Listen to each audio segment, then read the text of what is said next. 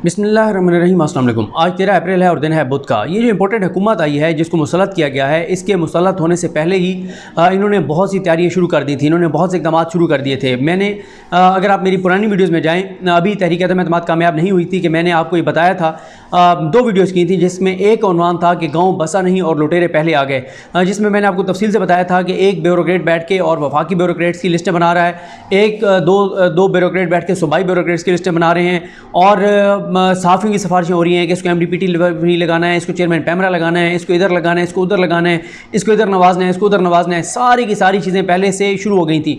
ये बात भी पहले असदुल्ला खान साहब ने अपनी वीडियो में शेयर की थी, फिर मैंने तस्दीक की थी कि इसहाक डार जो हैं वो बैठकर बजट बना रहे हैं और उनको कहा गया है कि आप बजट बनाएं। तो सारी चीज़ें क्योंकि पहले से तयशुदा थी कि ये आ रहे हैं, तो इसलिए इनके कॉन्फिडेंस का लेवल ये था कि जैसे ही तहरीक अदम एतमाद कामयाब हुई तो उसके साथ ही FIA के ज़रिए जो है वो इंतकामी कार्रवाइयाँ शुरू कर दी गई।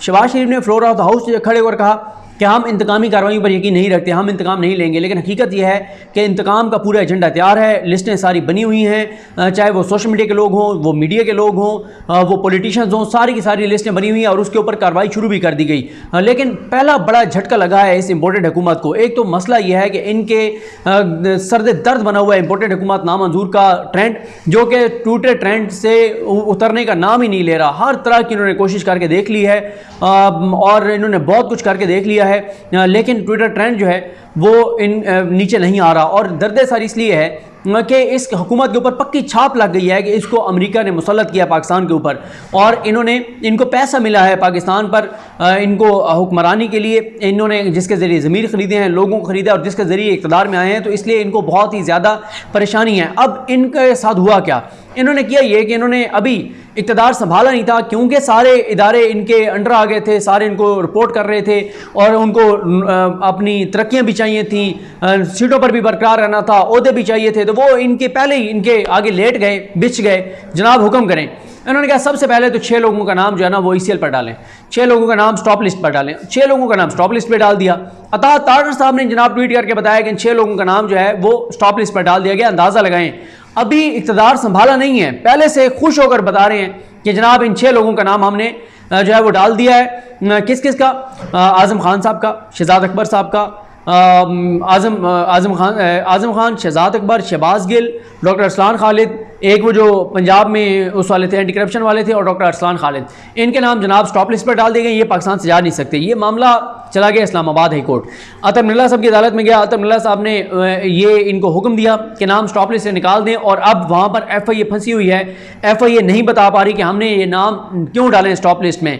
अच्छा, और ये देखें, मैं आपको एक और चीज़ बताऊँ, मैं आप ये सारी चीज़ें मैं इसलिए कहता होता हूँ कि मुझे एतराज़ किन लोगों पर होता है, मुझे एतराज़ उन लोगों पर होता है जो एक हुकूमत में उनका मौक़िफ़ कुछ और हो और हुकूमत बदलने के बाद उनका मौक़िफ़ बदल जाए। देखें, अतर मिर्ज़ा साहब के बारे में मेरी तमाम बातें ऑन रिकॉर्ड मौजूद हैं।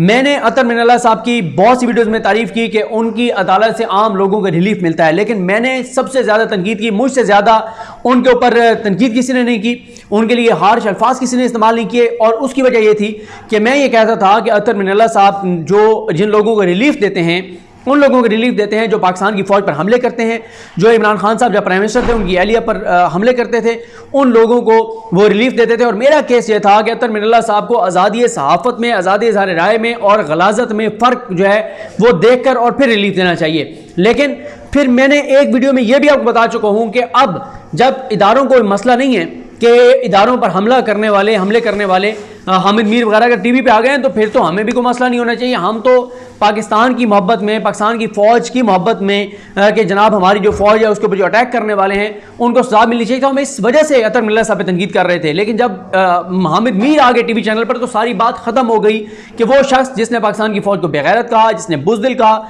अगर वो आ गया है जिसने कहा कि हमारी फ़ौज के टैंकों को जंग लग गया है और भारत की फ़ौज बड़ी बहादुर है, तो बात ही ख़त्म हो गई। तो अब अतर मिर्ज़ा साहब का जो FIA के ऊपर उनका सख्त रवैया पिछले दौर हुकूमत में रहा, वो अब भी है। और अब FIA को समझ नहीं आ रही कि वो जाएं तो जाएं कहाँ। और FIA की सूरत हाल ये है कि FIA नहीं बता पा रही कि हमें अता तारा ने हुक्म दिया था, हमें शहबाज शरीफ ने हुक्म दिया था, हमें मरीम नवाज चला रही थी, हमें वहाँ से हुसैन नवाज मैसेज कर रहा था, हमें हसन नवाज चला रहा था, हमें कोई बैठ के कोई मकसूद चपरासी टाइप का बंदा था जिसको हम रिपोर्ट कर रहे थे। तो ये सवालों के जवाब हैं जो FIA को देने होंगे। और साथ ही ये जो लिस्ट है FI ने बनाई है, जिसका वो हसन न्याजी साहब हैं एडवोकेट, उनको आप जानते हैं, उन्होंने भी ये ट्वीट किया। उन्होंने कहा कि बाबर बख्त जो हैं, अच्छा बाबर बख्त साहब का जो मामला है उन पे मैंने बहुत तनकीद की हुई है और बिल्कुल दुरुस्त तनकीद की हुई है कि बाबर बख्त लोगों को इमरान खान के दौर में जब कार्रवाई करते थे, बाद में वो अदालत में जस्टिफाई नहीं कर पाते थे, प्रोसिक्यूशन ठीक होती नहीं थी, कार्रवाई ठीक होती नहीं थी, कानून के मुताबिक काम करते नहीं थे, जिस वजह से उन लोगों को जमानतें मिलती थी जो इमरान खान साहब पर, पाकिस्तान की फौज पर, इमरान खान की एहलिया पर झूठे बहतान लगाते थे, इल्ज़ाम लगाते थे और वो हीरो बन जाते थे। और साथ ही FIA वाले जब इमरान खान के दौर में कुछ सहाफ़ियों को इन्होंने उठाया, तो ये बात भी मेरी वीडियो में से, क्योंकि अब मैं इतनी वीडियोस करता हूं मुझे खुद याद नहीं है कि मैंने किस वीडियो में बात कही थी, लेकिन आप जो सुनने वाले इस बात की गवाही देंगे। मैंने एक वीडियो में बताया था कि FIA वाले कहते हैं कि हम तो उठाने ही नहीं चाहते, हमें तो एजेंसीज कहती हैं कि इन बंदों को उठा लो। ये उस वक्त FIA जो है वो ये कहा करती थी जब इमरान खान के दौर में ये उन लोगों को उठाते थे जो वाकई पाकिस्तान की फौज पर हमले कर रहे होते थे, जो पाकिस्तान के खिलाफ प्रोपेगेंडा कर रहे होते थे, जो इमरान खान की एहलिया पर बहुतान तराशी कर रहे होते थे। लेकिन अब ये जो भानमती का कुंभा आया है, 16 जमातें आई हैं, इंपोर्टेड हुकूमत आई है, इन्होंने FIA के जरिए जो इंतकामी कार्रवाइयाँ शुरू की थी उनको बड़ा झटका लगा है, बड़ा धचका लगा है कि अब अदालत ने इनको जो है वो आड़े हाथों लेना शुरू कर दिया है कि बताएं किसके कहने पर आपने नाम डाले, बताएंगे ना आप, ये बताएं, बता देना। सही साल के मरीम नवाज का मैसेज आया था, हुसैन नवाज का आया था, मकसूद चपड़ासी का आया था, शहबाज शरीफ का आया था, कौन था जिसके कहने पे ये सारा कुछ करवाया जा रहा था? नाम तो आप ये बताएं, अगर इतनी इनमें जुर्रत है तो बताएं नाम। लेकिन कहाँ ये बताएंगे कि हम अपनी नौकरी बचाने के लिए मरीम नवाज को फोन करके पूछ रहे थे कि मैडम बताएं किस किस के खिलाफ कार्रवाई करनी है, किस किस का नाम डालना है, या हम नून लीग के करीबी एंकर्स को रिपोर्ट कर रहे थे, क्योंकि इस वक्त 4-5 एंकर्स हैं जो इस वक्त नून लीग से फैसले करवा रहे हैं। मसलन ये जो डॉक्टर अरसलान खालिद के खिलाफ जो कुछ हुआ है, डॉक्टर अरसलान खालिद के बारे में कि जी उसने कंपेन चलवाई है इदारों के खिलाफ, ये 2-3 एंकर्स हैं जिनका ये मौक़िफ़ है। मैं आपको बता सकता हूँ अरसलान खालिद साहब मेरे बहुत अच्छे दोस्त हैं, भाइयों की तरह हैं, मेरा बहुत अच्छा ताल्लुक था, है और रहेगा, उनसे मिलना मिलाना था, है और रहेगा। मैं डॉक्टर अरसलान खालिद की एक बात की बिल्कुल 1000% गारंटी दे सकता हूँ कि अरसलान खालिद किसी भी तरह की कंपेन के पीछे नहीं थे। तो फिर अरसलान खालिद का कसूर क्या है? अरसलान खालिद का कसूर यह है कि इमरान खान जब वज़ीर-ए-आज़म बने, इमरान खान ने मीडिया से इंटरेक्शन शुरू किया, तो फिर आपको पता है कुछ सवाल बड़े सख्त इमरान खान साहब से इररेलेवेंट सवाल हुए थे, बड़े अजीबोगरीब तरह के, जिसके बाद इमरान खान साहब ने यह फैसला किया था कि अब वो एंकर से नहीं मिलेंगे। फिर उन्होंने डिजिटल मीडिया के लोगों से मिलना शुरू किया, यूट्यूबर से मिलना शुरू कर दिया, और उनके इमरान खान साहब के वज़ारत उज़्मा में कोई 4 से 5 बार मैं भी उन लोगों में शामिल था जो उनसे मिला। अच्छा, डिजिटल मीडिया को उन्होंने इंपॉर्टेंस देना शुरू कर दी, डिजिटल मीडिया को ऊपर लाना शुरू कर दिया। इन एंकर्स को इमरान खान इनकी लड़ाई क्योंकि इमरान खान के साथ थी, PTI के साथ थी, और जैसे इमरान खान के दौर में हमें ज़्यादा से ज़्यादा प्राइम मिनिस्टर ऑफिस में हमने पी होगी तो चाय पी होगी, या एक बार हम जब गए 8 मार्च को तो मेरे ख्याल को सूप लेके आए थे, कोई इस तरह की चीज़ थी, मेरे ख्याल सूप ही था, तो या ग्रीन टी थी या क्या था, जो भी, मतलब इस तरह की चीज़। इससे ज़्यादा कभी उन्होंने हमें कुछ भी नहीं कहा, चाय के साथ बिस्किट भी कभी नहीं खाए। लेकिन शहबाज शरीफ साहब आए पहले ही दिन, अफ्तारी अच्छी बात है, इसमें कोई गलत बात नहीं है, लेकिन अब क्या होगा, जैसे मियां नवाज शरीफ का स्टाइल था, रोज़ाना खाने पे कभी 2 एंकरों को बुला लिया, कभी 4 को बुला लिया, फिर उम्रे पे जा रहे हैं तो जहाज़ भर के ले गए हैं, हज पे जा रहे हैं तो जहाज़ साफ़ियों का भर के ले गए हैं, चीन जा रहे हैं जहाज़ भर के ले गए हैं, अमेरिका जा रहे हैं जहाज़ भर के ले गए हैं, वहाँ स्टेट प्रोटोकॉल जो होता है वो वाला मिल रहा है साफ़ियों को, वहाँ फिर जो है नून लीग के जो हामी हैं, वहाँ पर जो इन्वेस्टर हैं उस मुल्क में, उनके हवाले कर दिया जाता था एक एक एंकर को कि इसको तुमने शॉपिंग करानी है, इसको तुमने करानी है, और इतनी शॉपिंग इनको कराई जाती थी कि वापसी इनको सामान वहाँ छोड़ के आना पड़ता था। वो जो लिमिट होती है सामान लाने की, उससे भी बढ़ जाता था सामान, तो ये वहीं पे एयरपोर्ट पे छोड़ आते थे, इतनी इनको शॉपिंग कराई जाती थी। तो अब वो सिलसिला दोबारा शुरू हो जाएंगे।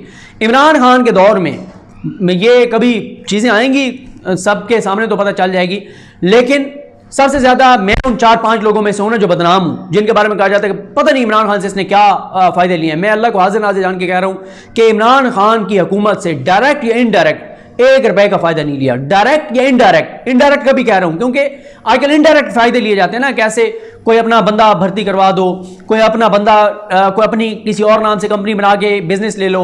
मुझे कई बार फवाद चौधरी साहब ने कहा, मुझे PTV ने कहा, कई बार कहा, वहाँ लोगों ने कहा कि जनाब आप आएँ, ये चीज़ें सोशल मीडिया के हैं, हमें गाइड करें, को बंदे दे दें, को टीम दे दें। मेरे इतने दोस्त हैं जो बेरोजगार हैं, मेरे इतने जानने वाले, मेरे करीबी रिलेटिव सारे, मैं चाहता तो 10 बंदे वहाँ पे भर्ती करवा देता। नहीं, मैंने उन्हें बार बार कहा कि आपकी अपनी टीम बैठी है, आपकी टीम को चले, मैं किसी को कहता हूँ को वो ट्रेनिंग दे देते हैं। जुनेद हमारे दोस्त हैं, जुनेद राव 92 में सोशल मीडिया को देखते रहे हैं, इंडस टीवी में देखते रहे कि चले उनको कहेंगे कि वो उनको जाके समझा दें, बता दें। लेकिन मैंने कहा टीम आपकी अपनी वही होगी, हम कोई बंदा नहीं देंगे। हाँ, एक बंदा देंगे जो आगे ट्रेनिंग करवा देगा।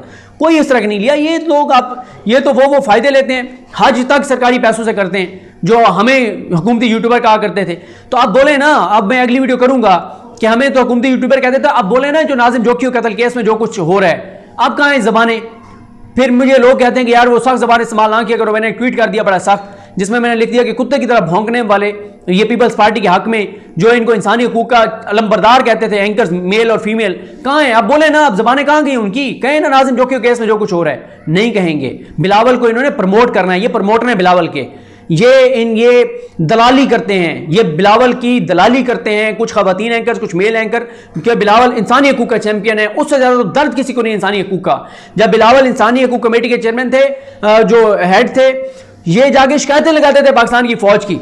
और आज अब कहें ना कि बिलावल क्या कर रहा है, तो बात यह है कि मेरा नाम भी आया कि जी वो बाबर बख्त ने कहा कि इसको भी उठाना है, मेरा नाम भी, इमरान रियाज साहब का भी, अरशद शरीफ साहब का भी, कि जी इन लोगों को उठाना है। अब बात यह है, मैंने तो आज लाइटर नोट पे एक किया ट्वीट, क्योंकि मैं हर साल जाता हूँ एतकाफ़ के लिए। तो मैंने कहा यार मैंने तो एतकाफ़ जाने तो उठाने तो अभी उठा लें, ताकि एतकाफ़ से पहले वापस अगर आना होगा तो आ जाऊँ, ताकि एतकाफ़ बैठ सकूँ।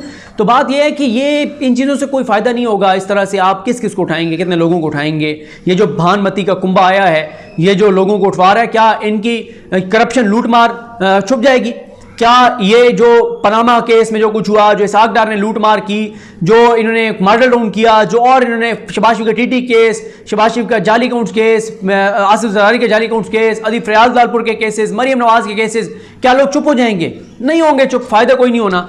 तो ये चीज़ें अब जो इस्लामाबाद हाई कोर्ट में इनको धचका लगा है, आइंदा के जो इनके मंसूबे हैं उनमें इनको मुश्किलात हो गई हैं, क्योंकि FIA को तो आड़े हाथों ले लिया अदालत ने, और FIA के लिए इतना आसान नहीं रह गया। अब इस तरह से किसी का नाम भी स्टॉप लिस्ट में डाल देना बगैर किसी लीगल बैकिंग के। और फिर सबसे हैरान को डॉक्टर रिजवान का नाम जो डाल दिया स्टॉप लिस्ट में, जो इन्वेस्टिगेशन कर रहे थे शहबाज शरीफ के केसेस की, उनका नाम भी डाल दिया। तो ये मैसेज था कि जो ब्यूरोक्रेट हमारे केसेस आगे बढ़ाएगा, अल्टीमेटली वो भुगतेगा, अल्टीमेटली हम उसको जेलों में डालेंगे। तो ये बड़ा हैरान कुन है।